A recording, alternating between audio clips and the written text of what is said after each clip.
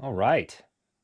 This is the AI Tools Showcase on 13 February 2026. If this piece doesn't get trimmed, now we have an opening.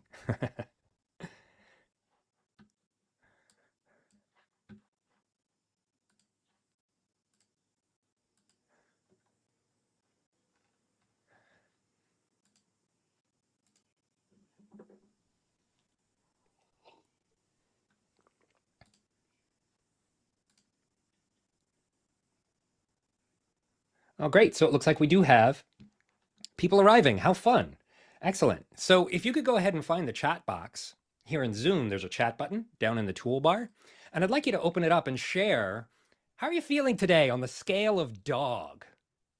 Which one of these dogs most closely matches how you feel today?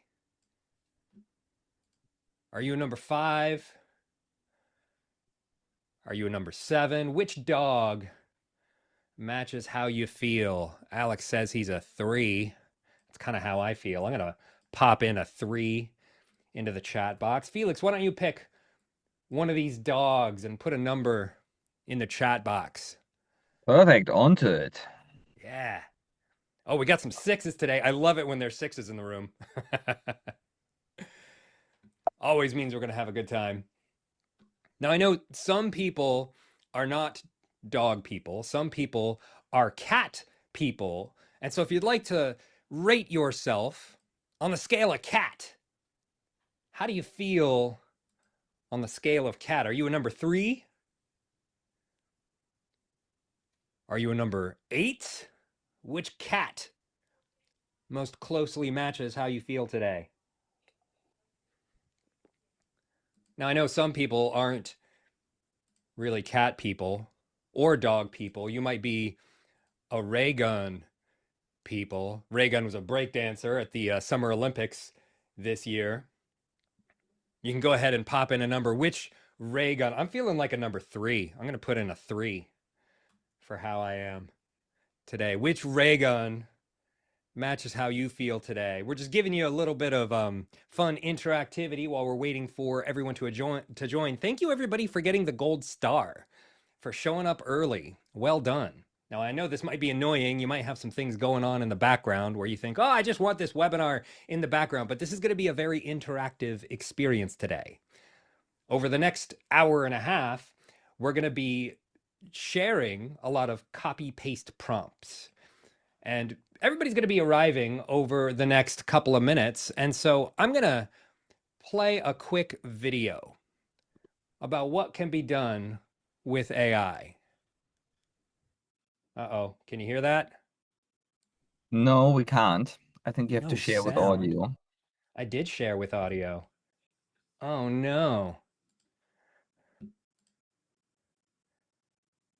Okay, my video is not working. My apologies. The tech issues have begun. All right, well, we're at the top of the hour, so we might as well get it kicked off. Felix, do you want to get us started? Yes, happy to get us started. So, welcome everyone. Let me share my screen and get started. Um, Here we go. Share this one. Present. Full screen. Just checking in, Caelan, as you are my eyes on the presentation. Full Looks on. great. Perfect. Awesome. So welcome again. You might have already seen me in October. We did that kind of AI introduction, how AIs technically work. Great to be back, this time with Caelan, a co-host, and he has so cool insights about the cool tools out there. He is the AI upskill lead for the ACE work stream within the AI forum. I'll let him introduce himself in a second. But yeah, today we want to showcase you a couple of cool tools, the state of AI 2026. As mentioned, I'm 7 years here in academia, senior lecturer. I run workshops on innovation and help um, groups and companies like yours to succeed in the disruption. We also have here on the call Anna, who is our Chief Delivery Officer. And I want to invite her to maybe unmute herself and just want to check with Ottoman in the background if this is feasible to give Anna a voice to run through what we have in stock also for businesses in New Zealand when it comes down to AI. I think Ottomar, you may have picked the wrong Anna. It's Anna Ivanovich Tong. Just checking in. Therese. Well, in the matter of time, let me go here. So what we've developed, Anna and the team here, Academy X, we have built an online portal for the businesses out there around AI literacy. We provide us with courses. It's self-paced, 100% online, where we give you, in addition to the courses, AI use cases, a curated list of tools we think are great to be embedded in companies, and also a little bit of an economic view. It's designed for all staff from C-level down to the shop floor. It is a rich resource hub, updated weekly. It comes for a fair price tag, so there's no boundaries to join. AI for Business. If you're keen to learn more, connect with me or with Anna after the call. Perfect. Maybe while we have the introduction here, maybe Caelan, can you put you on the spot and maybe introduce yourself? Sure thing. Hi, everybody. My name's Caelan Huntress. I'm an AI educator and the upskill lead for the AEC working group in the AI Forum. Perfect. Thanks, Caelan. So what we want to do here, the session today is two divided. It's me a little bit highlighting the state of AI, where we are at the moment, and then it's the kind of hands-on exercises with Caelan, where we also have a bit of a banter. I will ask Caelan challenging questions you might have. He might ask me challenging questions, but also we would highly recommend you to use the chat because we only learn from the interactions we have with each other. So And you know what we could do right now, Felix? If everybody could open up the chat box and just type in where you're dialing in from. What city are you in? What province are you in? Go ahead and just type it in the chat box and let us know where you are right now. perfect. So much good stuff coming through. Yeah. Looks like we're covering New Zealand top to bottom. Perfect. Yeah. Epic. So welcome everyone. Uh, Rain or shine, weather is on the horizon, but it shouldn't um, hinder us to get started. So first of all, a little bit of an overview. So I think the first time when I met you guys, we talked about how the LLMs work and like what what we see in the LLM and AI space. It is so fast progressing the technology and what we can do. We may have seen in the news from Claude Cowork that we have now our own agents running and can actually work within our file system. So I think the main shift we've seen maybe in the last half a year since we last spoke is from language where people could then generate those kind of emails kind of thing, what we know with generated pre-trained transformer, ChatGPT, where we ask them, hey, give me an email. Perfect. Writes an email. It's the kind of big prediction machine we've seen to predict the next word. What we now have, we have those kind of large action models, which I would call, where we can give instructions and we can give leash to the LLM, to the AI, and they can complete actions on our behalf. For example, updating CRM systems. For example, renaming file systems. So what we see now is coming from that kind of like creating text images to actually reaching our goals, leveraging the AI. And I think this is the evolution we will see, and we will see also in the kind of tools Caelan will present shortly. Um, let's go next slide. Perfect. We get often asked, yeah, what are those kind of models? Why don't they always spit out the same stuff? So we thought we'd give you a little bit of an overview of the major frontier models out there. So we do have the GPTs, started with GPT-3 when OpenAI first released their chatbot in 2022 in November. This is predominantly the generalist. Yeah, broad capability, really good for that kind of dialogue because in the background it got trained on a lot of American literature and the internet. So this is where we also see those kind of M dashes. And some of us who may have worked in the engineering space or maybe are a little bit like the developer, the coders there, they would have come across Claude from Anthropic. This is what I would call the engineer.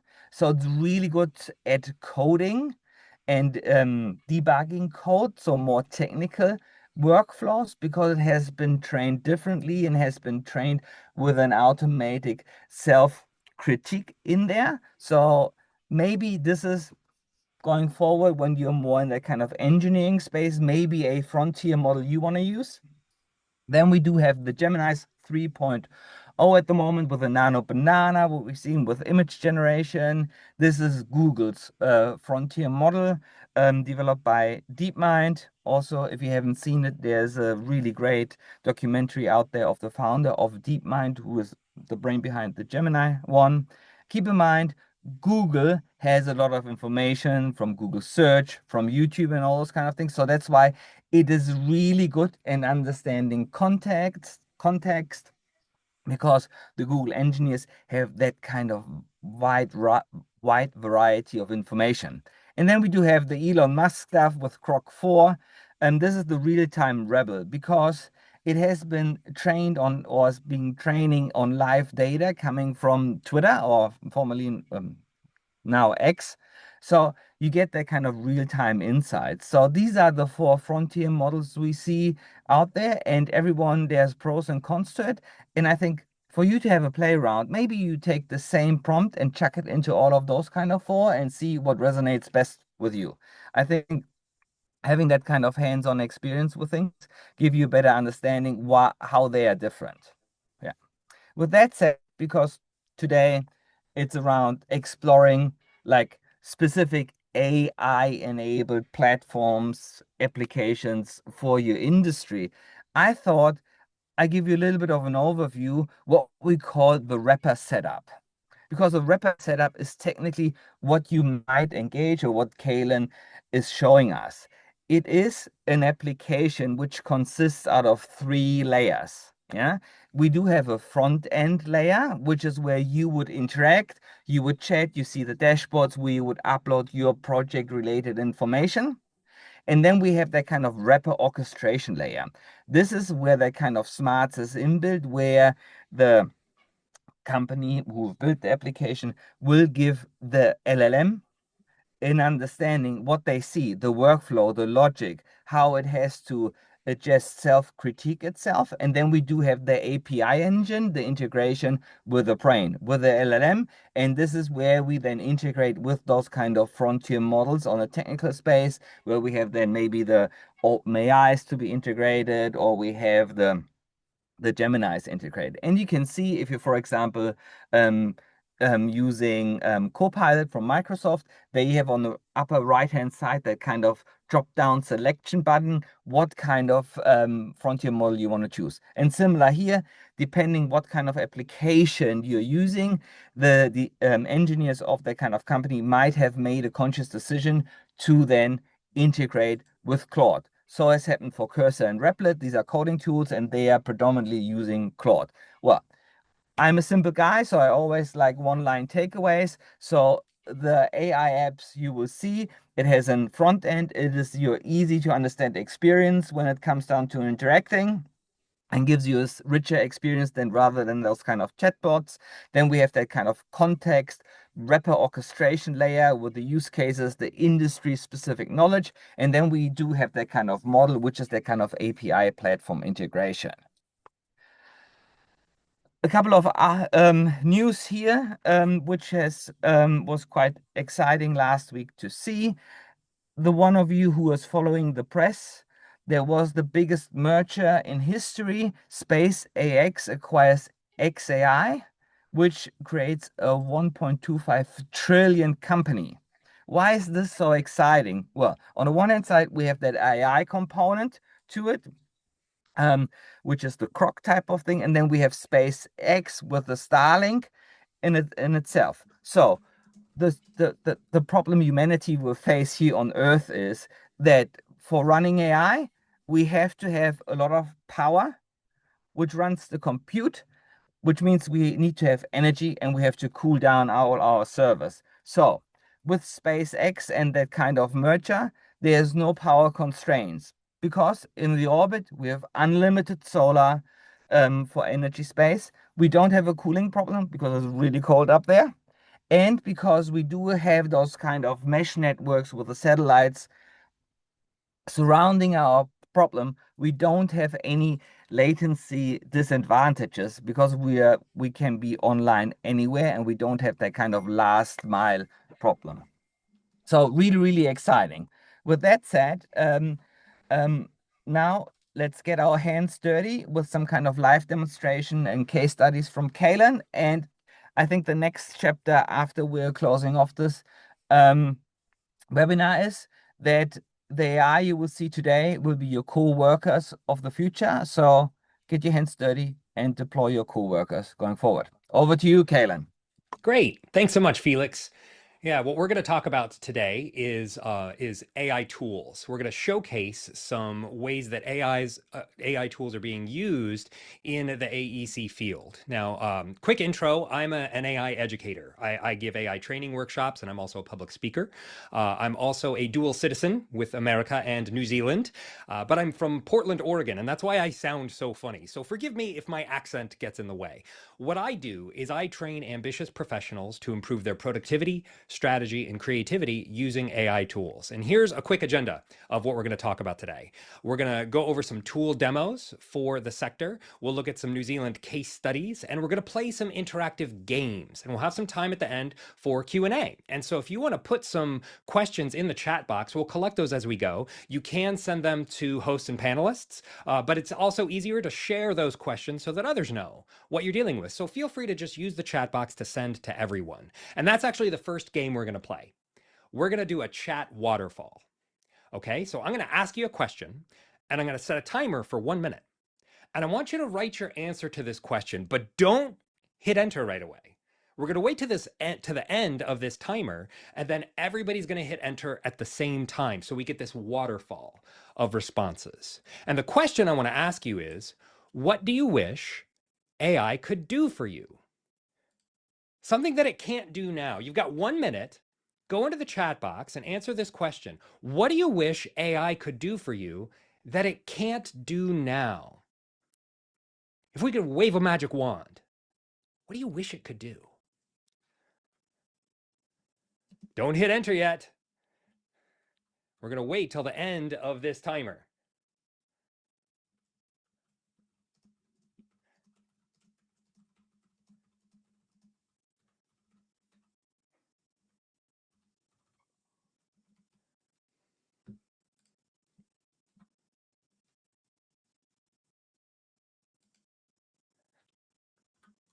Make sure it says everyone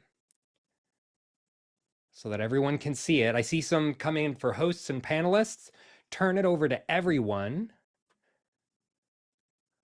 And we're all going to hit enter in 3, 2, and 1. Hit enter. Excellent. Wow. Fantastic.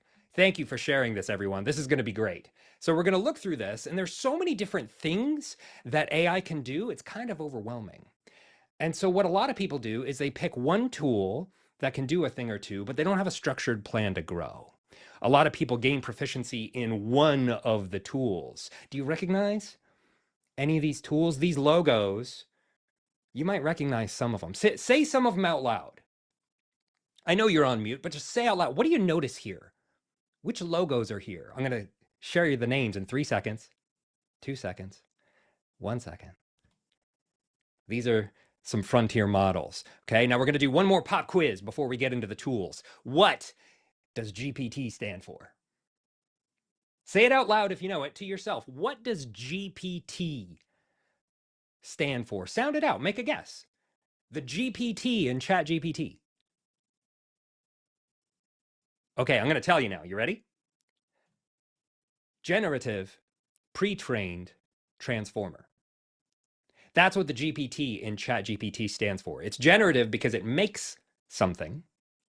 It's pre-trained on a data set, and it transforms inputs into outputs. That's GPT. And Chat GPT is an example of an LLM. Say it out loud if you know. What does LLM stand for? Somebody put it in the chat. Well done. It is large language model. This is the type of AI. AI is a bunch of different things. It's machine learning, it's visual reasoning, and large language model is how most of us interact with AI. And large language models use NLP. What does NLP stand for? Now, if you said neuro-linguistic programming, that's what I always think it means, because that's what Tony Robbins says, right? Neuro-linguistic programming, NLP, contacts your subconscious mind. But in AI, NLP means natural language processing. Well done, Mohammed. Gold star for you. And this is the programming function it uses. Large language models don't use binary code.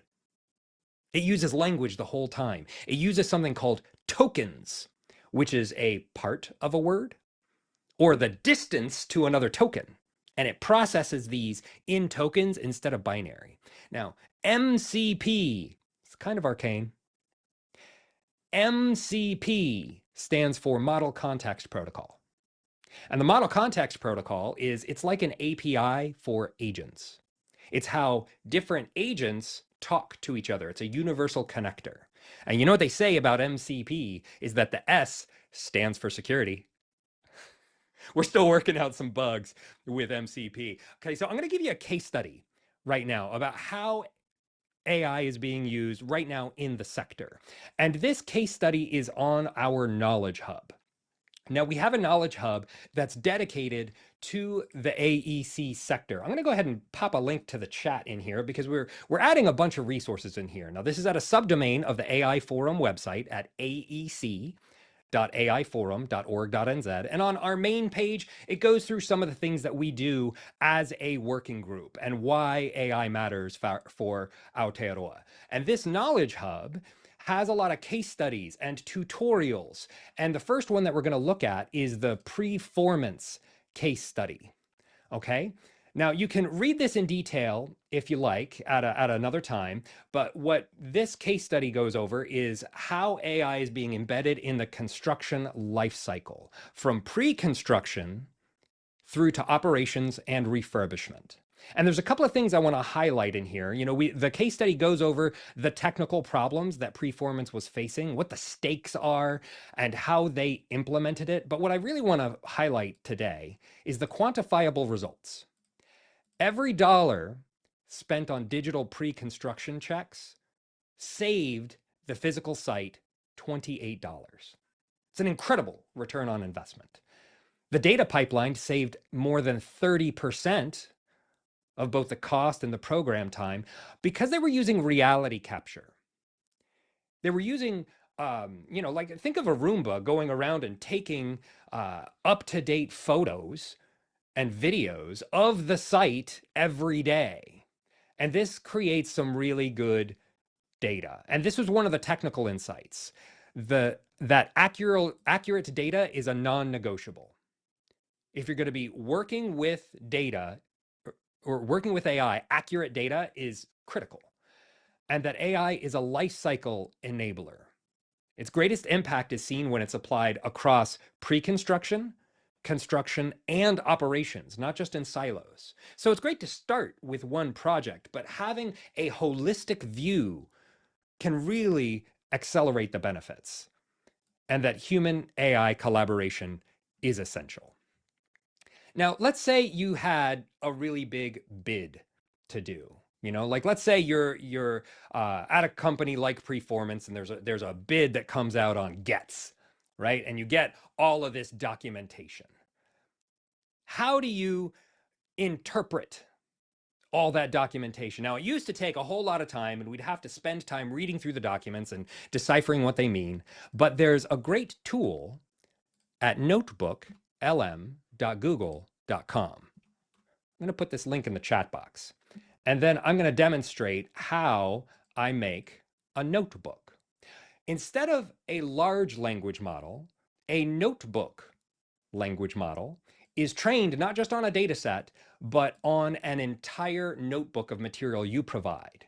And so I'm going to widen out my share a little bit because I want to demonstrate how I do this. I have this bid prep document, all these documents I got from Gets. You know, there's a lot of material in here. I don't want to read all of this material. So you know what I'm going to do is I'm going to take all of these and drag it in and create a notebook. Now, what Notebook LM does is it allows me to chat with this material, right? So I've got everything from this tender. And I can ask questions of it just like I would ask a large language model. But what's really fascinating is the studio, this sidebar on the side. I can create an audio overview, an AI generated podcasts that's trained on this material I just provided. I can create a mind map, an infographic, and a data table. Now, this does take a little bit of time to create. Some of them are quick, but the audio overview takes a little bit of time. And so I'm going to go to this notebook that I already created so I can show you this mind map. Now, to create this, I did just what I demonstrated for you. I dropped in some documents, I clicked the mind map button, and I could say, hey, what's the key information here I need to know about? What kind of timeline do I have to deal with? What's the scope of works? And if there's something in here I want to know more about, the plumbing and toilets, instead of clicking on the category, I can click on plumbing and toilets and it creates a chat question. And so now Notebook LM is going to go and review all of this material and then give me an AI generated answer. I'm seeing some great questions come into the chat here. Keep them coming. Andre asks, does this make the uploaded files public? No, it's not public unless you set the sharing to public, but it is not secure. If you upload this data to Google Cloud servers, it is used to train their language models. As Felix said, they have access to more data. This is one of the reasons why. It's been estimated that Google has 2.6 times the amount of data to train on that other frontier models do. And so if you're uploading things to an unpaid account, if it's free, you are the product. And this is a free tool. Yes, can I What do can you I think? just say something? And also with the Google, I think depending to Caelan's point, the more you pay per subscription for Google, for example, the more like security features you'll get. Yeah, and this also applies to the OpenAIs. And with Microsoft being a corporate product and platform, I think this is also because I saw a question here from Lyndon. I think if you are working with sensitive information and you don't want to go back to your IT department or getting into trouble with the cyber guys, just stick to your ecosystem. Yeah, when you have a Microsoft ecosystem, use this one and has been vetted, it has been tested. So with that one, and then this is coming to Lyndon's point. I think we just pick it up. This kind of notebook, what we see here, is specifically for Google. The notebook you have in the Microsoft ecosystem is different. Yeah. You're on mute, Caelan. Sorry about that. They all have different capabilities, as Nathan's pointed out in the chat box. If you're using commercially sensitive information, be sure that it's in a secure environment. But because these documents were published publicly, I think that you're safe in doing and uploading publicly published material to a free tool like this. Now, I want to highlight this audio overview. I'm going to play 30 seconds of this. Okay, check your watch. Or your phone. If you're listening to this on the morning of Monday, February 9th, 2026, there is a clock ticking somewhere in New Zealand that is getting, well, louder by the second. It's a very specific kind of tension, isn't it? That final countdown. It really is. We're talking about a deadline, 5:000 p.m. today, sharp. And for a specific group of construction companies, this isn't just a time on the clock. No, it's the difference between potentially landing a pretty big government contract or being locked out completely. Exactly. So now we've got two AI generated hosts having a lively conversation about whatever project you need. You can't change the accent, unfortunately. They don't optimize for having the hosts sound a certain way. What they optimize for is how do we synthesize this material quickly? And that's what you're going to do in our first game. I want you to find some folder of PDFs on your hard drive. something that's not commercially sensitive. It might be ebooks you've downloaded. It might be contracts that are not sensitive. It might be invoices. But things that you don't mind getting loose in the internet. If you would post this on your LinkedIn profile, it's safe. If not, maybe don't use it.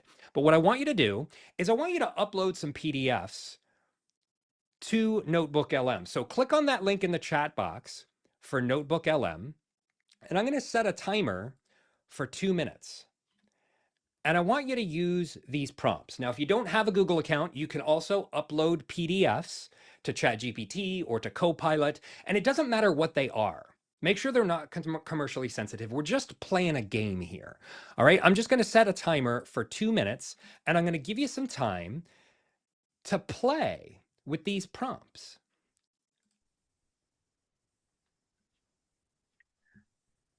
I think while everyone is playing a little bit, how about we, there's 2 questions, 1 comment and 1 question in the chat.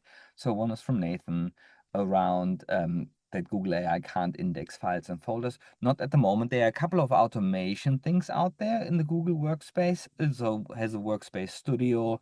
It has Opal, which is a automation thing. So yeah, there's a little bit of a downside in the Google ecosystem at the moment. On the other side, you might have heard about from Anthropic Claude Cowork. This is for knowledge worker, which sits directly on your machine. Really, really powerful stuff. And there's more to come. I think over the next couple of weeks or months, I think we see a lot of movement in that kind of knowledge worker and autonomous action being seen. And then we do have another one from Andre around the New Zealand accent. No, it's a little hard. We see where the people are coming from.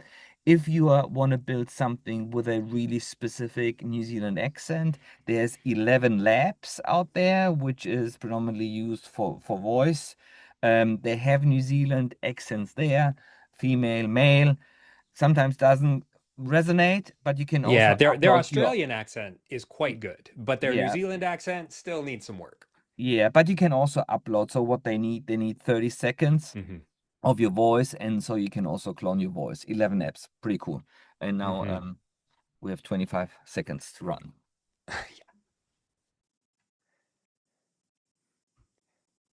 So if you get an insight from doing this, CD Cowork will be out on PC. Is not out yet. Will come. This is what I heard when I listened to a podcast yesterday with the guys. But yeah, will be really, really interesting. Yeah, not only is it coming to PC, but all these features that you like on one platform that's not on the one you like, we're seeing a cross-pollination of features. So if projects rolled out on ChatGPT so that you could organize your chats in folders, and we're seeing other models start to roll out those sorts of features as well. So, Felix, how do you think something like this can be used in the AEC sector? You mean with a notebook LAM and the Yeah. coverage? Well, I think that with the notebooks and everything is really technical. So there has to be a lot of like documentation being retained. And I think um and I think coming to what is in the press, what about junior engineers? What about juniors? So do we lose because we only need the senior engineers? I think sure it's nice to have to do the proposals and the PDFs. I think it's also great to like sharing knowledge from like a more like experienced engineer to younger engineers and just Hmm. record all the information when they do the onboarding or the in-person trainings one-on-one with Yeah. them. Yeah. Right. Share or record it in Zoom or whatever or Teams, Hmm. and then chuck it into Notebook LM or just ChatGPT Copilot. Say, hey, this is our 2-hour onboarding session for the new engineer. Please create a standard operating procedure for us, which we can publish. Hmm. So with that kind of stuff, we can also leverage it for, yeah, document our internal processes. Because before Yeah. AI, I know writing internal processes is long-winded process, and no one wants to spend money on it. So just record what you're doing and let the AI do the rest. I think this is really good. Yeah. Also for succession planning, holiday Hmm. cover and all that kind of stuff. Yeah. Yeah, I had a client who, Guyton Reinforcing here in Christchurch, they do concrete reinforcing, and they recorded how their quote process went because it took them 2 hours to do a quote. Oh, And so yeah. they recorded it, they shared it with AI, and said, how could we streamline this? And the large language model gave them a bunch of suggestions for which documents to upload and synthesize quickly. And now their quote process has shrunk from 2 hours down to 20 minutes because AI can handle a lot of the heavy lifting. Yeah, imagine. And then maybe question to the chat, how many quotes do you do in a month? How much time do you spend on it? Let's say you could save 1 hour per quote. Engineer costs $300. Um, and then you do 20 quotes a month. 6K bottom line added for a Yeah. $20 subscription. So there's leverage in there. Yeah, Yeah. great idea. Yeah. All right. Well, let's look at another case study. We're going to look at allsite.ai. And this is a New Zealand company, and they use AI site design automation. And I'm sure you recognize a bunch of these tools, Autodesk and AutoCAD, and that some of them are currently working and others are coming soon. But they're integrating with a lot of different tools. And this worked really well with Mangify. They had a land development project that was 130 hectares, and it had some real specific issues to deal with. There was a lot of peat that they had to deal with, and getting accurate readings of where all of these, where all the peat was, could have been really manual and really difficult. But there's already documentation out there that they were able to leverage. And so they split the earthworks over different zones, and they were able to plan this in advance before they even put a shovel in the ground. And these sorts of visual recognition systems are creating a lot of really fantastic results. I really like what they're doing over at Creo. Creo has construction takeoff software, and I'll pop a link for Creo here in the chat box. And what they can do is they can upload architectural drawings and then get a price list. A quantity surveyor would have to spend a lot of time manually going through these drawings to figure out what kind of what kind of inventory are we going to need here? What kind of costs are we going to need here? And you can do 80% of the grunt work with AI. You still need an expert, a quantity surveyor expert, to go over these drawings and these results, and then make a distinction between what it gave out and what's actually usable. But being able to cut so much of this down is really helpful. Now, if you're using this for bid management and you say, okay, we've done our quantity surveying and we want to put in a proposal, you might end up very verbose. But Matt Bishop has something called the brevitizer. And I'm gonna pop a link here in the chat box. This is a Gemini gem. This is a lot like a custom GPT. And this uses Winston Churchill's famous brevity memo from World War II that said, "Hey, let's simplify this so that people can get the meaning out of this very quickly." And this could be very useful if you're recording a screencast.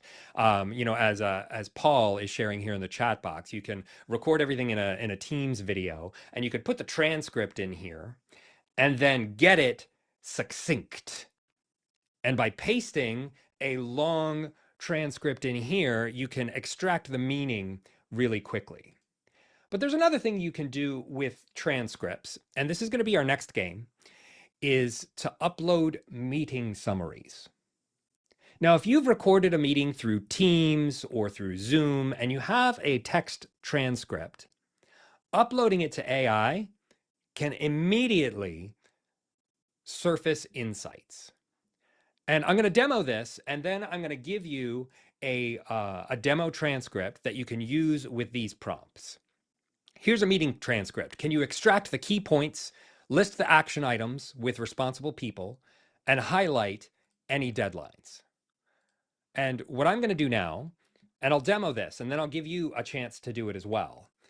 I'm going to go ahead and drag and drop my transcript in here. Okay. Now you can go to the plus button and upload a file. You can also add it from your drive because this is Gemini. It works with Google Drive, and this will work with any large language model. So if you're using Copilot or Grok, anything will work. What I'm going to do is I'm going to drag and drop this transcript in here. And then I'm going to use this first prompt. And I'm going to give you these prompts so that you can do this yourself. And I'll also give you this transcript if you want to use it. It's a transcript from an AI coaching power hour that I hosted. In my AI Coaching Academy, I facilitate interactive experiences where people have conversations with an AI coach. And this is a transcript from one of those. If you'd like to use a recent transcript, go ahead and find it right now. Look through your files. See, you can just search for transcript and see if you can find one. And what this brevitizer does is it gives me really succinct action items. And then after the first prompt is done, you can just copy and paste the next prompt, and you can copy and paste the next prompt. But you notice how I'm on the fast model? I'm going to get immediate answers. It's not going to be very well thought out. If I change to the thinking model, I'm going to get more reasoned results. It'll take a little bit longer. But if you want something that's more than just, AI slop, if you want to make sure it's not just parroting to you, then changing the model can sometimes be very helpful. Okay, so what I'm going to do now is I'm going to paste these prompts into the chat box.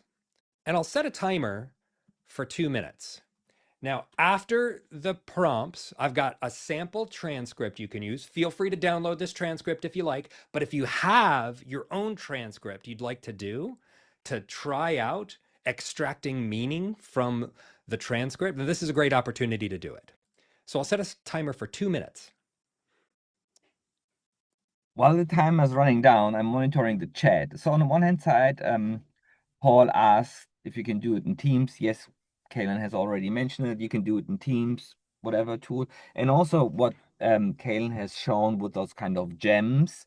In there, we have something similar, like which gives you pre-structured steps, what we call also agents. So you can build your own agent when you say, hey, the agent is there to analyze this transcript and, for example, create me based on the template for standard operating procedures. That kind of outline works as well. Then I want to touch on another one, which Chris has mentioned, around quotes. That if it's AI generated, it's that kind of AI slop, and the trust will be broken. I think this is also what we have to address here. Is on the one hand side the responsible use of AI and also the disclosure. Maybe we then as a business say, yeah, we're leveraging new technology. We want to give you a competitive edge, but we always have that kind of human in the loop where we're making sure that there's no hallucinations or errors being made by the AI. And we're just leveraging AI where we can. But for the critical components, we have people's eyes across it so that we don't break that kind of trust. So it's called human in the loop, which is a standing term for that. So for Yeah. that. Now, I just want to address, there's a couple of people in the chat box who are unable to copy the prompts. Is anybody successfully able to copy the prompts, or is everybody unable to do this? You too, huh? I check. Okay, a couple of you are able and a couple are not able. Yeah, I'm able. Oh boy. Okay, well, this is what I'm going to do. I'm going to go ahead and give you a link to a file that you can download that has these prompts in it. Now, I've got one for the exercise we just did, and I'll give you one for the first one we did in a moment. It'll just take me a little bit of time to get it together. And then I'll give you these downloadable text files for future exercises. I apologize for that. Sometimes Zoom settings can can surprise you. Yeah. And sometimes it happened to me. Sometimes when you just do Control C, Control V doesn't work. You have to do that with your mouse on the context menu, like right mouse click and then copy.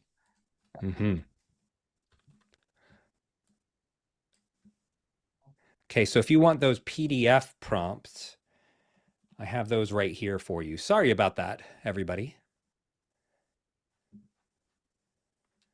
Yeah, I just want to pick up one comment from Scout with Notion compared to Otter.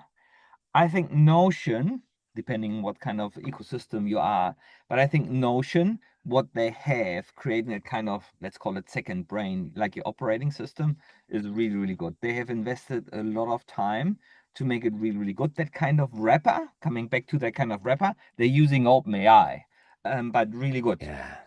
Really cool features in there in Notion, especially Yeah. when you have to share a lot of things. Yeah, great tool. Yeah, Notion's great. I've heard a lot of people talking well about Obsidian. Yeah, also good. Because Obsidian is in Markdown, and Markdown is a language that large language models understand very well. Yeah, but you know what it is surprisingly good at understanding is technical drawings. You know, a lot of times in the sector we have to deal with very complicated technical drawings that it takes a real professional eye to interpret. But what if we could use AI to do clash detection? And this technical drawing was provided by Matt Bishop, who made the Brevitizer. He sits on the committee of the AI forum. Great guy, really smart, and he provided these tools as well as a prompt that you can use. And so what I'm going to do now is I'm going to ask AI to find clashes in this technical drawing. Okay, so I'm going to come over here to ChatGPT, and I could hit the plus button and add a photo and navigate to go and find it in my hard drive. That's one way to do it. But I quite like it that you can just drag and drop. So I'm going to take this drawing here and drag and drop it in. And then I'm just going to use a simple prompt. Once I find my prompt, forgive me. There it is. Okay, so I'm just going to analyze the attached drawing for potential clashes. And it's going to go and look at this entire drawing and use visual reasoning to tell me everything I need to know. It gives me an executive summary. It notes the high risk clash zones. And then it starts getting into details. So instead of spending 20 minutes digging deep into drawings manually, we can get this first pass. Now, this isn't a sufficient replacement for a licensed professional, but it gives a licensed professional something to work with right away. So if you have a drawing that you could do clash detection on, go ahead and dig it up. And if you don't, I'm going to give you a link to download this drawing that I just used. Okay? So I've got a link here in the chat box. You can click this and you can download it. Feel free to use one of your own. Okay? And then you just use this prompt. I'll paste this in the chat box. Analyze the attached drawing for potential clashes. Now, you might be able to come up with a better prompt here or a follow-up prompt. And if you come up with an idea of a good follow-up prompt, type it in the chat box. Share it with others. Let's take a couple minutes and play this game. What can you do with clash detection? I'll set a timer for 2 minutes.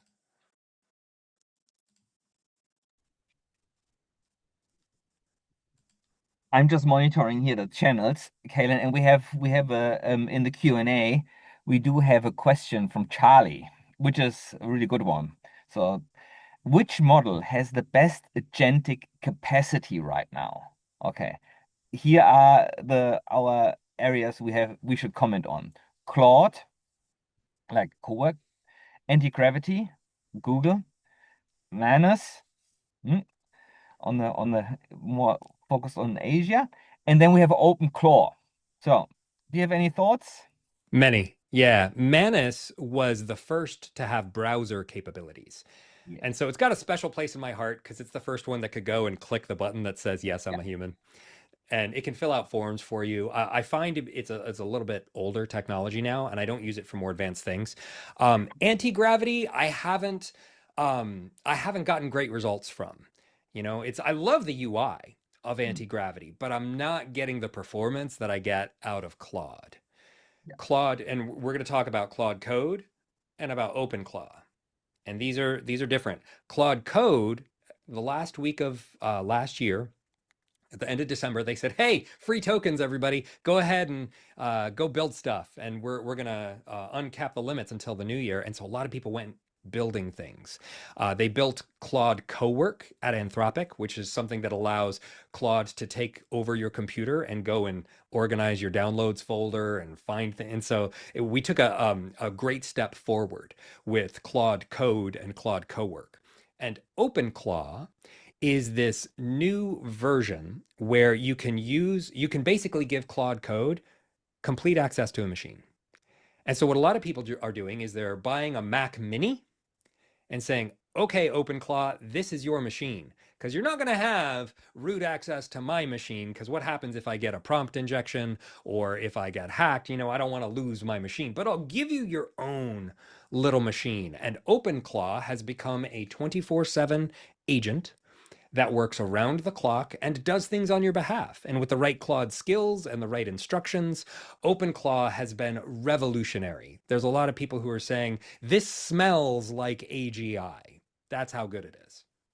Yeah, awesome. Thanks for sharing. And I quite like that you have highlighted that kind of security concern that you have your own Mac Mini, because what you see in the press is that if you are installing OpenClaw, you on your personal device, you open yourself up for a lot of troubles potentially with code injections Yeah. and things. So consider this one, but thanks for the questions, Charlie. Great stuff. Yeah. Great. So let's do another case study. Now, I'm going to come back to the Knowledge Hub, the AEC Forum Knowledge Hub, and we're going to look at a case study for AI-driven LiDAR solutions. LiDAR stands for light detection and ranging. And what LiDAR does is it emits laser light and then records the reception of the reflection. And so this is a complicated way to sense what's around. And in traffic safety, we often use this in order to determine what's around and what's moving. Self-driving vehicles use LiDAR to understand what's in their environment. But the problem with LiDAR is that it creates a lot of data. And how do you know what data is important?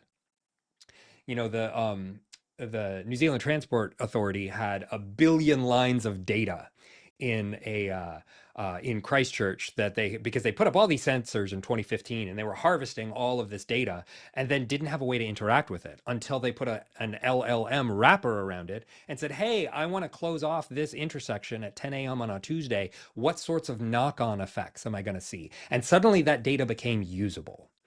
And what this case study is about how Almance was using LiDAR technology to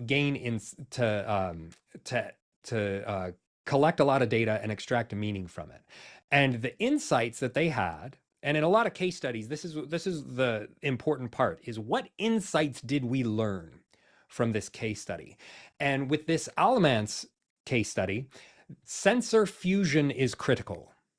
If you're getting a lot of different sensors that are collecting a lot of different data, if they're not sharing that data amongst themselves, then the data is always going to be incomplete. But this is a particular challenge, is how do we fuse data from different sensor types? Processing this in real time is a big challenge, especially with 3D data streams. And so it requires specialized algorithms that are optimized for speed. And right now, there's not standardization. different sensors will collect and distribute their data in different ways. And so that kind of a challenge can create a lot of difficulties. Now, I want to share with you another case study of some work that was done here in Christchurch for a company called Finesse Painting. And this is Lauren from Finesse Painting. This is a 1-minute video. Hey team, hope you're all doing well. I wanted to take a few minutes to share some important updates with you. Una, gusto ko lang magsabi ng malaking pasasalamat sa lahat ng mahusay na gawaing ginagawa mo. Ako ay talagang humanga sa kung paano namin natakil ang aming huling proyekto. Napakagandang makita at pinahahalagahan ko ang pagsisikap na ginagawa ninyong lahat. Thanks for listening and see you soon. Now, Lauren doesn't speak any of those languages, but the contractors that work with Finesse Painting around New Zealand, they do. And what Lauren does is she uses a tool called 11 Labs. And when she comes in the morning, she sits down and writes the script for the daily video. And that video was AI generated. She sat in front of that brick wall and she recorded 3 minutes of her talking. And 11 Labs uses that source material to transform the script that she writes in the morning into a video of her talking in the native language of the recipient. So she can say, hey, we've had a lot of people falling off ladders, so be sure and you lock down your ladders. Johnny did a really great job on the Gisborne job. Well done, Johnny. And be sure and file your timesheets by the end of the week. And she can type that up in the morning and send that in the native language of the contractors directly to their phones. And the tool is 11 Labs. That was, and how does she QC that, Robin? That's a great question. And this is part of the challenge that we face with these new tools. The fact that we can create so much content so quickly, it does lower the bar for quality. I'm sure that a professional translator would find quibbles with the translation. And the recipients might even say, oh, we don't use the slang that way. And so if this wouldn't be sufficient for submitting a court deposition. You want an actual human translator for that. But in use cases where the quality concern is not 100%, where you can have 85% and it'll be fine, this fast speed could be useful. Now, Sophie, I see you raised your hand. Are you able to take yourself off mute, or would you like to write your question in the chat box?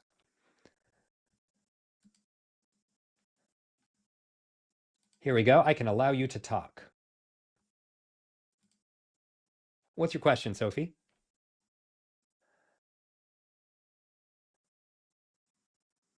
Oh, the screen just went black. Sorry about that.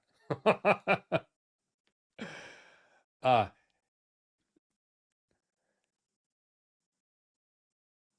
Zoom is like that. My apologies. All right. Well, if you'd like to share your question in the chat box, happy to answer your question. And if any of you have other questions right now, go ahead and drop them right in. Felix, what are your reflections based on what we've talked about so far? Yeah, I think with the 11 labs is quite exciting. The interesting thing, I'm currently advising a student here at a master's level, and she's doing an 11 labs chatbot for she's building an app for tourism in Japan. And coming to your point, Japanese language is really, really complicated, and she's a professional trained translator for 20 years in Japan. She lived there. So, and this shows if it's really critical, like if the risk is high, lawsuit, whatever, have the human in the loop or do it yourself. Yeah. If you have that kind of the churn, you have to put those kind of messages out like a lot, then it's fine if the risk is low. Specifically for maybe addressing your employees, but maybe also marketing wise. Hey, in the marketing, if there's a tone of voice maybe not on point, hell yeah. I think it's a kind of risk and reward type thing, which we have to keep in mind. Yeah, definitely. Yeah. Now, some of the prompts that we've been using in these games are basic prompts, analyze this drawing for clash detection, right? It's not necessarily going to get us the best results. And so I want to share with you a framework that you can use. Effective prompts follow a framework. And if you're getting tepid results from your prompts, then you can use a framework like Pillars. Pillars is an acronym, and it stands for persona, intent, layout, limits, audience, requirements, and style. And you don't need all 7 of these pillars. It's like a stool or a table, 3 legs and it can hold its own weight. And more is sturdier, but if you're getting bad results, try adding some pillars to a prompt. Now, I'm going to demo how to do this with the clash detection in a minute, but first I want to share with you how to use this framework. And you use these sentence starters. Respond as this type of person. Your goal is to do this thing. Format the response in this kind of layout. Avoid this and that and the other thing. And this is intended for this kind of audience. Ensure you include these requirements and use a tone that this kind of style. Now, I'll give you an example of a pillars prompt, and then we're going to convert that clash detection prompt to a pillars prompt, okay? So here's a persona. You're a fitness coach creating a meal plan for a beginner. The intent, design a 7-day meal plan that balances protein, carbs, and fat for muscle gain. The requirements, organize the meal plan as a daily table with meal times and descriptions. The limits, keep each meal description under 50 words and avoid using exotic ingredients. The audience is young professionals with limited cooking skills. The requirements, include daily calorie counts and adjust meals for a 2,500 calorie diet. And the style, make the tone encouraging and beginner friendly. And do you see how this prompt is going to get you more sophisticated results? It's because of this, JP Morgan, the American banker, he said, no problem can be solved until it is reduced to some simple form. This change of vague difficulty to a specific, concrete form is a very essential element in thinking. And this is the work of the AI operator, right? We take a vague difficulty and distill it into a specific, concrete form. And so now I'm going to show you how to make a pillars prompt. Now, I could rewrite this prompt, analyze this drawing for clash detection, and I could rewrite this by hand, or I can use this pillars prompt bot. And this is a custom GPT that I've created. And it takes a vague difficulty and it distills it into a specific concrete form. No, I want you to write a prompt. Look at this. It didn't give it to me the way I wanted. So I'm going to hover over this message and I'm going to go to this edit button. And you can edit a message. Write a prompt for, and then you notice how I get this 2 out of 2 when I hover over it. I can go back to the first one and go forward to the second one. And so you can actually create a branched conversation by editing a message. So if you're in a long conversation thread and it's going really great, and then it starts to hallucinate because the context window has been exceeded, you can go back up further in the thread and edit a message and then continue with shorter context. So now it's given me this prompt that I can triple click and copy, but I'm going to use my creative taste because that's my role as an AI operator. I don't like that it includes the pillars in parentheses. So I'm going to tell it my most commonly used prompt. Try again, but remove, try again. That's my most commonly used prompt. Try again, but, and then give it feedback.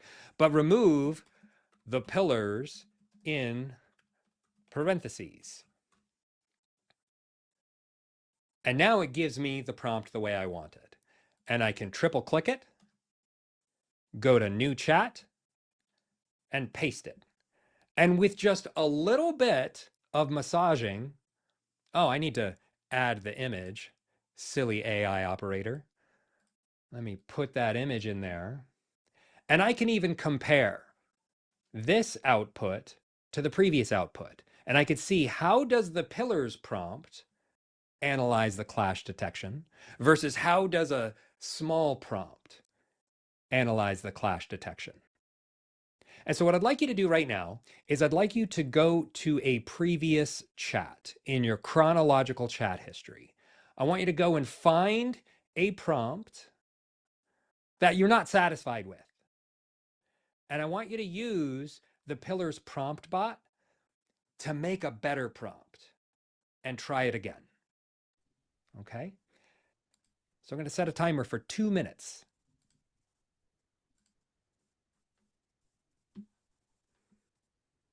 Perfect. I'm monitoring the chat. We have two really interesting questions about privacy and biometrics, but I think we hold off for the discussion so that we let the guys maybe do this thing, because I think it's important that we discuss it.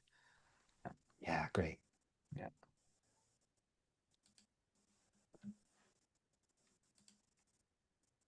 Yeah, from Nathan, maybe something more for like prompting.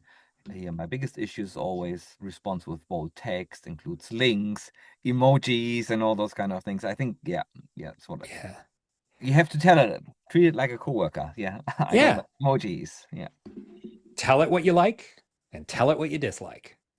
Yeah, and also what you sometimes see, even Copilot, ChatGPT, when you say, "Can you please draft me an email?" It comes up with a kind of email template, and if you have your email platform connected, you can just send it straight out of the ChatGPT. This is how they want to increase daily active usage and having more people longer in the app.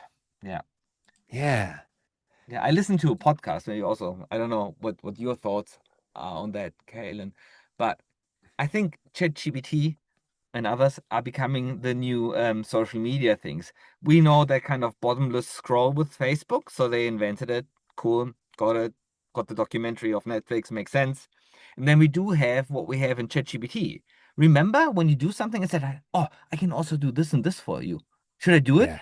And then you just say yes. And this is not because they are not done yet. They are done, but they want to keep you longer in your app to have more minutes and more active usage out of it. So that we improve with those kind of little yes, please, the usage, so they can show to others how good they are. Now, I think what Nathan brought up here in the chat box is really relevant. When you're giving it feedback again and again, there's a way that you can make sure that it remembers your preferences, and that's with personalization. So I'm going to click on my profile here in the lower left-hand corner, and I'm going to go to personalization. And this is in ChatGPT. All large language models have some form of this. You might have to dig into the settings to find it. But you can give it custom instructions of how you want it to respond all the time. My custom instructions include respond with sharp headlines, frameworks, and tangible examples. Use succinct bullets and step-by-step guidance. Ask for intent clarity if needed. Integrate metrics or case studies. Skip AI disclaimers, cliches, and fluff. Keep tone direct, witty, and confident. And this is what I've developed over time about my preferences. And I'll paste this in the chat box if anybody would find it useful to add to your personalization. I also told it I don't like emojis, because I don't like it when it's trying to be token efficient and convey something with a tiny little, and I just think it looks immature. And I hate the trope, it's not about this, it's about that. For me, that's a tell that this was AI generated content. And so I trained my AI. I don't want it to ever use it. Yeah. But there's also and I this. also, I'm sorry. Yeah. And I also put, I don't like M dashes. M dashes are those kind of long dashes, which I don't even know where they are reside on the keyboard, but it comes It's from 2 dashes.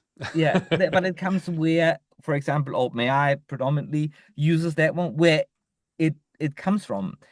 OpenAI's LLMs have been trained on American literature and everything. And in American literature, thanks for having a US guy here on the call, they really use those kind of things. And me as a Yeah. German never used it. So it's, Yeah. yeah, so you can train it. Yeah. I used to use it all the time, and now I can't because people will look at it and think that's AI generated. Yeah. I even leave typos in emails as a fingerprint to let people know a human wrote this. Now, I want to highlight this memory function. Okay? The memory function, I'm going to come back to this, but first I'm going to go to a new chat. And I'm going to say speak in the voice of Snoop Dogg, and it'll talk to me in the voice of Snoop Dogg in this chat thread, right? But if I tell it permanently speak in the voice of Snoop Dogg, watch what it does. Okay, well now apparently we're hitting into copyright materials. Update your saved memory. And instead of going and digging in the settings, I can tell it I want it to remember things. And so now it's updated its saved memory. And now any chat I do, it's going to do this. But let's say I don't like it. I'll go into personalization. I'll scroll down past my custom instructions. I'll go into memory and I'll click this manage button. And this first one right here prefers the assistant use a laid back, smooth, West Coast, playful, confident tone inspired by Snoop Dogg's vibe in future responses. I'm going to click these three buttons right here and I'm going to delete it. It's not permanent. If you ask it to remember something, you can come into saved memories and change it. And I've got it's remembered a bunch of things about me because we've grown a relationship over time. And so a lot of times when you find that one large language model continues to work better than the other ones, it's because it knows you better. And so asking it to remember your preferences, that's part of the work of the AI operator. Felix, do you ever use personalization or memory at all? Yes, yes, I do. Because keep in mind, I'm a German guy, and so English is not my native language. And sometimes, yeah, ChatGPT or whatever spits out those kind of words I can't even pronounce. For example, it took me 3 months while pitching for investment to um, pronounce inevitable correctly. So I always give instructions, write the stuff like a German living in New Zealand would talk after living 10 years there and was really bad Nice. in English during school. So yeah. Well done. Yeah. That's great. Yeah. Yeah, I like CDs. She says, please use New Zealand English for phrasing and spelling. Yeah. Yes. Simple instruction. That's great. Yeah, but it can be really Can, effective. can we, because you've been just in the settings, and this is a perfect segue to a couple of questions came through earlier around Great. privacy, biometrics, and things. Maybe can you show where you can turn off and on that don't use my data to train the LLM? Great idea. Yeah. Yeah. Because I think this S- is around the concerns, and then I would just paste a link to the trust portal of OpenAI. Yeah. yeah, great. So when I go into settings and I go to data controls, they have this option that sounds very innocuous. Mm. Improve the model for everyone. Don't you want to help? And this is toggled on by default. If you're on a free plan, you can't turn this off. Anything you upload is going to be added to ChatGPT servers. If you're on a paid plan, then this is on by default and you have to go in here to turn it off. And this learn more, I think this gets to the link that you were mentioning, No, Felix. I want to. Here's the link I pasted here. So here's Great. the question from Ellison. From what about privacy, biometrics, and stuff? So all those kind of bigger companies, they have now trust portals, for example, trust.openai.com. This is where they explain how they, what they are doing to keep you safe and trustworthy.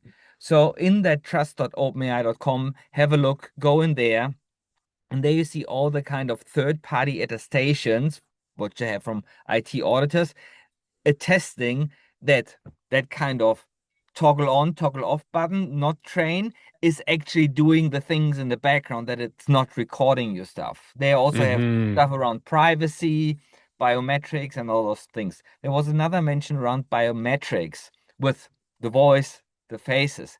So there are some tools who don't have any biometric checks inbuilt, but for example, there's one HeyGen where you can record your face and voice. So I tried once to do a fake thing from Elon Musk acting on my behalf. What they do, they captured a couple of cool features from the banking system. KYC, AML, might have heard liveness test, where you get a call and then you have to smile and blink.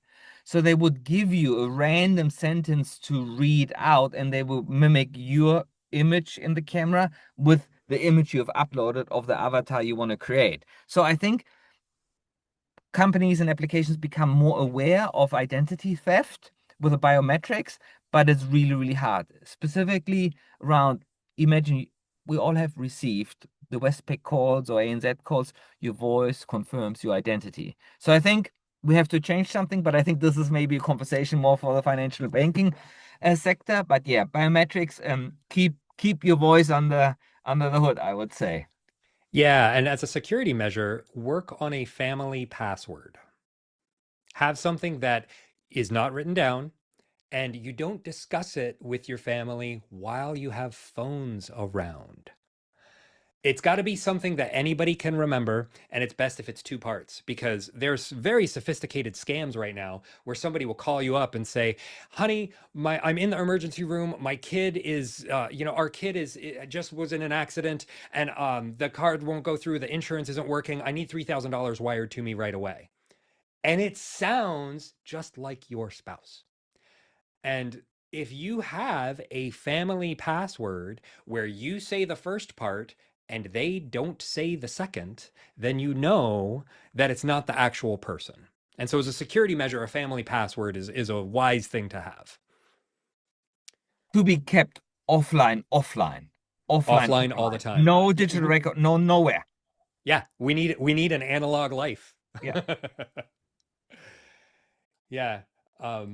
Great. So we're getting some great questions here in the chat. Andre, how do you avoid getting stuck in an AI productivity loop where you keep adding prompts because you're not satisfied with the response? If your chat thread gets too long, it's going to degrade in quality because of something called the context window. And the context window is all of the conversation that you've had up until your next prompt. So AI is trained on all this data, and then you have a context window which can be exceeded. It's weird we call it a context window when attention span was right there, but I didn't get the chance to name it. But so if you exceed the context window, it's going to start to degrade. So my first recommendation is try a new chat. My second recommendation is ask AI to evaluate your prompt. This is a secret about AI operation, is that AI is better at evaluating content than it is at generating content. So if you really want to get a good prompt, counterintuitively, the best prompts are AI generated prompts. And if you ask AI to evaluate your prompt, then it'll first say everything that's wrong and everything that would improve. And in a follow-up prompt, your second prompt, you say, now write a better one. Then you can start fresh with that one. But you don't want it to evaluate it and generate in the same step because it dilutes your token budget. So if you say, hey, evaluate this prompt and then generate a new prompt, you get double the token budget. So try that technique, Andre. That might help. What's the best way to save a thread, Allison asks, rather than copy and paste to a Word doc? There's a couple of ways you can do it, and not every LLM has this feature yet, but I'm here in ChatGPT and I can copy the URL for this. If I want to save this chat thread, I can copy this URL, paste it elsewhere, and then click on it as a link and return here. But if I open the sidebar, I've got my chronological chat history down here at the bottom. I've got group chats, which is a new feature where you can collaborate on chats with other signed in users. And then I've got projects. Projects are one of the best ways to organize your chats. So I can take something from my chronological chat thread, like I could take this Snoop Dogg voice chat thread, and I can drag it to one of my projects. Now, the neat thing about projects is that you can upload files and give custom instructions. So this is a strategy folder I have for my AI Coaching Academy. And I've uploaded files that I want it to reference. The learning principles I use, the training curriculum I teach. I've got a copy of my book. I wrote a book called Marketing Yourself in 2022, right before ChatGPT came out. So I did write it all by hand. But this way it knows my voice, right? And in addition to these files, I've also given it custom instructions so that whenever I do a new chat in this project, it's going to follow those custom instructions and reference these files. I don't have to give it all this prefix. And so if you have projects you're working on a lot, organizing your chat threads into folders is really helpful. You can also do, Feb 2026 and make a project for things that you're working on this month that you don't want to lose. So that as you get to something that you really like, you say, oh, I don't want to lose this one. I'm going to drag and drop it and put it in my project. And Claude lets you star different chats so that you can just favorite, and then up above all of your chronological chat history, it's got your favorites up there. And so different models have different methods of organizing. But, this UI is new. Yeah. Nathan And also asks what.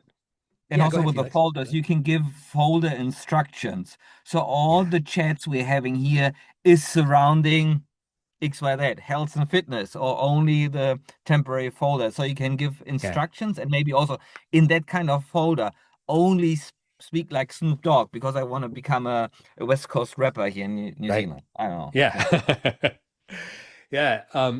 Great point. So Nathan asks, what Chat GPT subscription do you have for projects? Projects used to be for Plus and above only, but they recently rolled it out to free users. So I can't verify this. I don't have a free account, but I've been told that you do have access to projects on the free plan. But I need to warn you that you cannot combine project threads and custom GPT threads, because they both have project instructions. If you make a pillars prompt using my pillars prompt bot, you cannot add that into a project. It's like Ghostbusters. You can't cross the streams because there's custom instructions over here and custom instructions over there. And so it causes a conflict. And so sometimes when you try and drag and drop, it won't go in. And that's why. Sana confirms, yes, we do have it in the free one. Thank you, Sana, for confirming it. Great. Woman, you have raised your hand. Do you want to unmute yourself and ask the question, or chuck it into the chat?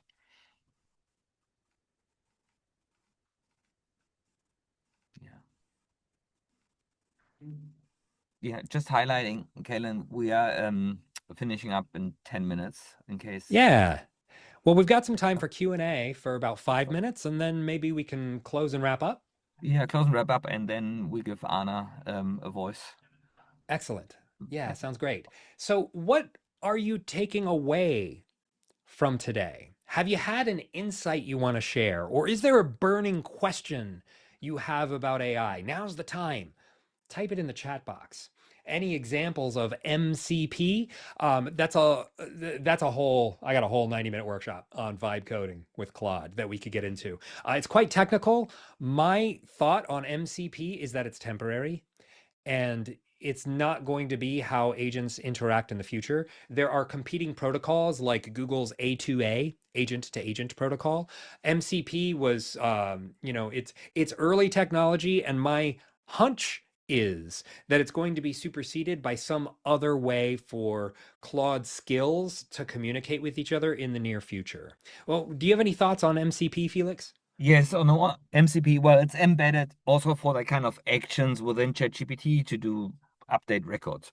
But I think what I want to highlight here is MCP, what we see, we are all knowledge workers. But then Shopify, you might have known, is that kind of software platform who powers most of the online shops there. They also have their own MCP, what they call UCP, Unified Commerce Protocol, so that you can then access and shop across with agents. So it's also quite interesting because what we will see is, I think, that our agents will buy stuff for us. So also quite cool Definitely. stuff out there. Yeah. Now, there's a great question here from Tim that I'd like to address. Interacting using voice prompts. And this is something I teach a lot in my AI Coaching Academy. And I'll just pop a link here in the chat box. I host a lot of free events where I teach people how to do this. And I'll give you a demo right now. So I'm going to open up ChatGPT and I'm going to do a new chat. And when I type, I get a black arrow button on the right. That'll send the prompt. But watch what happens to that button when I remove all the text. It turns squiggly. That's the voice button, the voice mode button. And it's different than the microphone. This microphone is the dictate button. And when I press the dictate button, it transcribes voice to text. But that's not what we want. All right, so I'm gonna click it so that you can see what the dictate button does. It transcribed my voice to text, but that's not what we want. I'm gonna highlight all this text, and you see that black arrow button? It changes to the voice mode button. And the voice mode button does something completely different. Hey, I'd like you to be my fitness coach and ask me questions one at a time.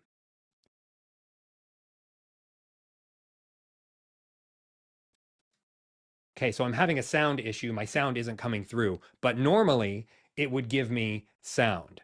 But let me demonstrate this on my phone because I think I can get it to come through on my phone. So I've got my ChatGPT app here on my phone.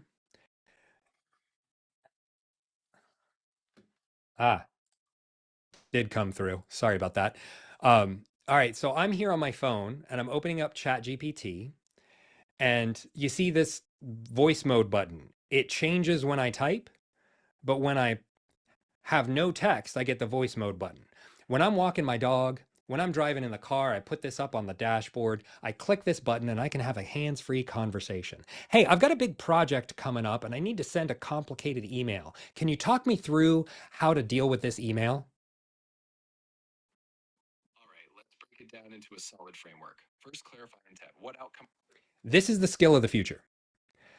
What people who are deep in AI are talking about right now is I read a story on Twitter of a guy who was driving his kids to ski practice in his Tesla, self-driving Tesla. Didn't have any hands on the wheel. He opened up his laptop so he could vibe code a website on the way, and he used WhisperFlow, didn't touch his keyboard. And he made a website on the way to ski practice completely hands-free. So I recommend you practice hands-free because these are the skills of the future.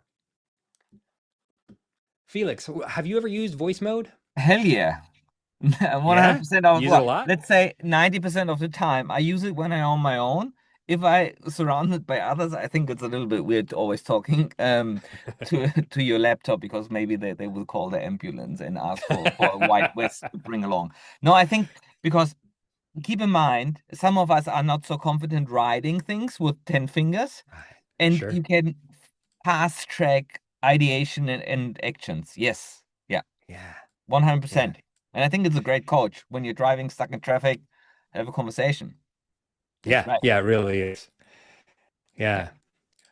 Well, we're coming up to the end of our time here. I want to thank ACE New Zealand and Engineering NZ for their support of this webinar and of the industry, and for the AI Forum for hosting these webinars, and for Academy EX. Felix, you have been such a great supporter of these webinars and of educating this industry. So thank you so much for collaborating with me on this experience today. Okay. Thanks, Caelan. And I will pass it on to Anna so that you have a face and a name, a face and a voice to the name.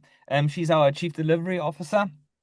And yeah, Anna, over to you if you want to share a couple of thoughts, comments on AI for business. Fantastic. Thanks, Felix. And I love it to see you all. Thank you, Caelan, as well. You guys have been a great tech team. So I'm conscious that people are dropping off as well. Obviously, we've partnered with AEC from AI Forum for these series because we're all about education. And one of the things that we wanted to call out, if people are interested in getting online learning platform that covers not just what these guys covered today, but an overview of 50 different tools and a kind of weekly updates, curated resources for the business context for New Zealand and Australia.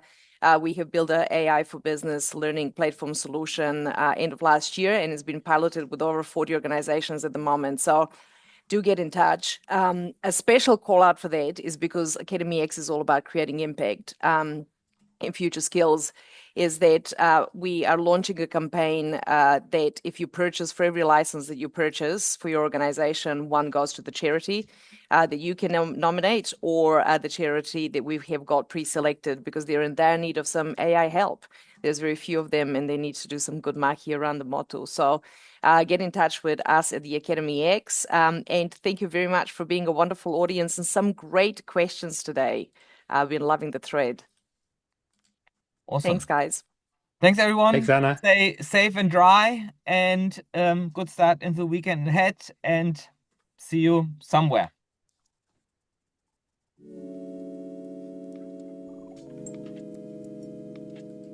Boom. All right. That's it. That's the pod. I think that's it. That's it. All right, Caelan. I'd say that's successful.